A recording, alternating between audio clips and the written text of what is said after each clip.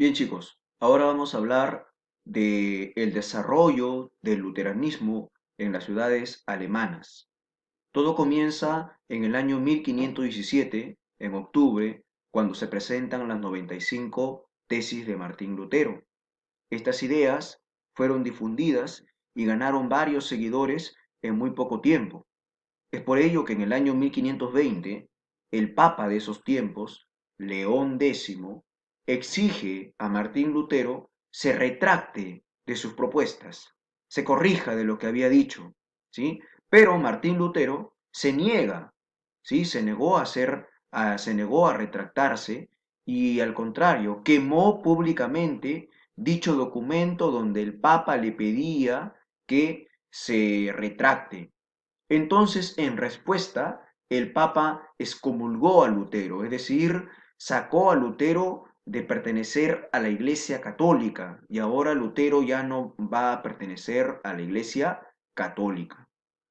Un año después, en la Dieta de Worms, el emperador de esos tiempos, el emperador Carlos V, le pide a Lutero nuevamente que se retracte de sus planteamientos, pues las ideas de Lutero amenazaban la autoridad del imperio.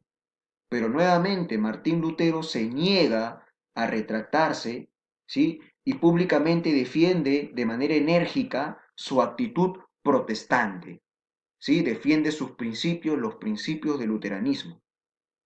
Entonces, Lutero fue castigado con el destierro, ¿ya? Y sus obras prohibidas en el CIR, en el Sacro Imperio Romano Germánico, que era así como se llamaba al reino de Alemania en esos tiempos. Lutero fue castigado entonces con el destierro, lo iban a sacar del Sacro Imperio Romano Germánico. Pero el príncipe de Sajonia, Federico III, considerado el sabio, protege a Martín Lutero y lo refugia en el castillo de Warburg. ¿Sí? Ahí es donde Martín Lutero va a quedar protegido, refugiado, para que no lo puedan desterrar del Sacro Imperio Romano. ¿Sí? Es ahí, en esta estadía, en el castillo de Warburg, donde Martín Lutero traduce la Biblia al idioma alemán. Luego tenemos, algunos años después, ya en la Dieta de Espirra, en el año 1526, el emperador Carlos V, ante la amenaza de este movimiento protestante de los luteranos, permite la difusión del luteranismo en el imperio, ¿no? En el Sacro Imperio Romano Germánico. Permite la difusión del luteranismo y permite, por lo tanto, la soberanía de los príncipes alemanes, ¿ya? En el ámbito religioso. Por lo tanto, la religión, por ellos asumida, debía ser aceptada también por los demás súbditos del imperio. En otras palabras, por todos los alemanes. Tenía que ser aceptada el grupo religioso que estaba dirigiendo Martín Lutero. 3 años después, en 1529, en la segunda dieta de Espira, ¿ya? El rey Carlos V se retracta de lo que había dicho, ¿sí? Se retracta y ante la difusión excesiva del luteranismo en Alemania, entonces el rey Carlos V se retracta y decide reiniciar la persecución contra Lutero, porque los luteranos se estaban expandiendo tanto en Alemania que ya estaba amenazando a la iglesia y al propio reino de Alemania con quitarle seguidores y por lo tanto también impuestos. ¿Ya? Por eso que Carlos V se retracta y decide nuevamente comenzar una persecución contra Lutero y todos sus seguidores. ¿Sí? Entonces, esto se manifiesta, se hace más claro un año después, en 1530, en la Dieta de Habsburgo, donde se cierra el diálogo, ¿ya? Se rechazaba la unificación con la Iglesia Católica y entre la Iglesia Católica y los luteranos, y por lo tanto empieza una guerra, la famosa guerra de religiones entre los luteranos y los católicos. Entonces, esta guerra de religión que dura 2 años, entre 1533 y 1555, se forman así la Liga de Esmalcalda, conformada por los seguidores de Lutero, los luteranos, y se forma la Liga de Nuremberg, conformada por los cristiano-católicos, ¿sí? Se enfrentan entre sí y a esto se conoce como la guerra de religión. Finalmente, la victoria va a ser para los católicos, ¿ya? Pero el rey o el emperador Carlos V seguía observando constantes rebeliones de este sector religioso de los luteranos y la expansión del luteranismo, ¿ya?, hacia mayores regiones y provincias del Sacro Imperio Romano Germánico.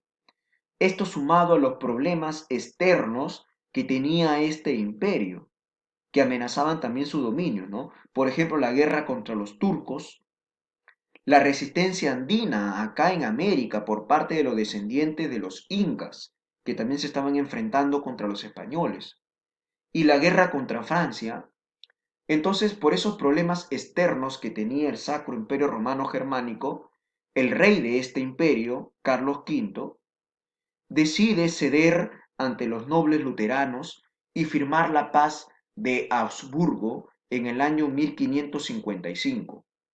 En esta paz de Augsburgo, el Sacro Imperio Romano Germánico permitía libremente el credo luterano sobre su país, sobre Alemania, y de esta manera el luteranismo se expandía cada vez más y más, ¿sí? Y ya la reforma protestante había comenzado en el mundo, ¿sí? Entonces, a modo de conclusión de las clases o modo de conclusión de esta clase, ¿sí?, podemos decir que la Reforma Protestante es un movimiento de separación de la Iglesia católica, ¿ya? Donde los principios del luteranismo eran, por ejemplo, criticar el papel intermediario entre Dios y los hombres, ¿no? Criticaba, por ejemplo, Lutero al Papa, a los obispos, a los arzobispos, ¿no? Criticaba también la adoración de los católicos a los santos, ¿ya? Criticaba de esa manera a la Virgen María, a la adoración, por ejemplo, de los tantos santos que tienen los católicos, ¿no? ¿Sí? Criticaba también la forma de vida del clero de esa época, al Papa, por ejemplo.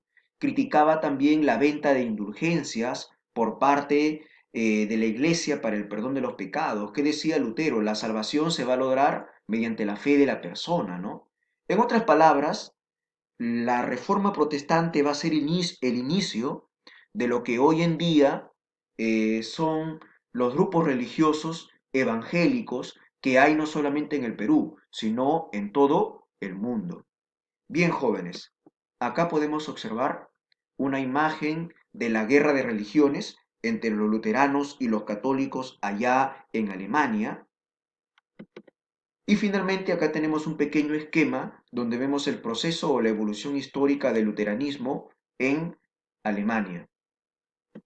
Bien, jóvenes, espero me hayan entendido la clase. A continuación sus preguntas. Muchas gracias.